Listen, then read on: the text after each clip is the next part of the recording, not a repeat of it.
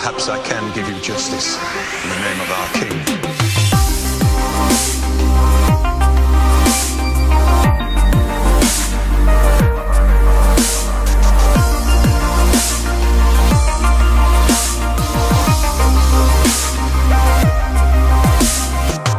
Hey everyone, today I want to answer a few questions I've been getting about the final season of Game of Thrones. With that being said, let's get right into it. What are the most likely ways CERSEI dies? And what will Jaime do after her death? CERSEI has created many enemies during her time in King's Landing.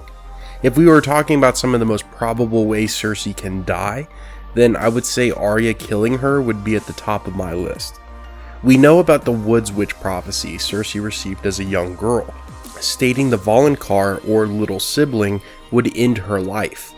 The Lannister queen has long thought her brother Tyrion would be the Voluncar and end up betraying and killing her, but many fans think Jaime is the prophesized murderer.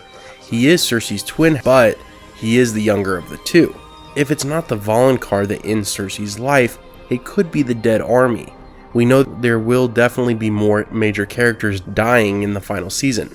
The real question should be, what is going to happen to the Mountain in Season 8? Depending on how you look at it, Sir Gregor is neither dead or alive at this point, but he was successfully reanimated to follow Qyburn and Cersei around the castle. I wonder if his unique state is controllable by the Night King, since he has this unparalleled control over corpses. Anyway, on to the next question. How will Arya and Gendry meet back up in Season 8? Or will it even happen? Surely at some point we are going to see Jon Snow, Arya, Bran, and Sansa all back in one room together before the final episodes are over. And that means there's a great chance of the Gendry-Arya reunion. Gendry has sworn his service to the King in the North, and really has started to come through when he's needed the most. As long as the timeline in Season 8 isn't completely on fast forward, then we should most likely see some brief reunion between Arya and Gendry. The next question is also about whether we are going to see certain characters again, and it asks, will we see Ghost or the dragons outside of the battles? Probably not. I don't know, because like we already mentioned, the last season is reduced, more so than the 7th season, and with that means screen time is very limited. Let's not forget the written series Game of Thrones is based on is very lengthy. In fact, the main franchise, A Song of Ice and Fire, still has multiple books yet unfinished, so there will and have always been nuggets of lore that the show cannot include. High-cost CGI production sometimes takes lower priority than more intimate scenes with real acting humans in front of the camera. Plus, where was Ghost in Season 7? The dragons have to be shown in battle because that's kind of what this has all been leading up to, with Viserion dying and then being raised as the Night King's mount.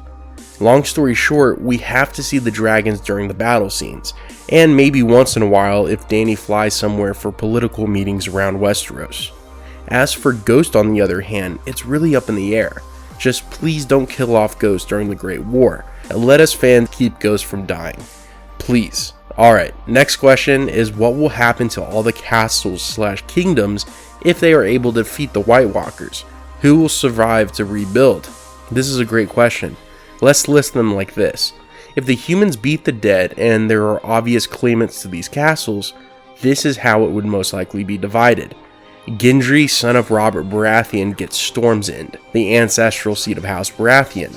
One of the Starks get Winterfell, depending on who's alive by this point, and it probably won't fall into the hands of Bran, since he is now the Three-Eyed Raven.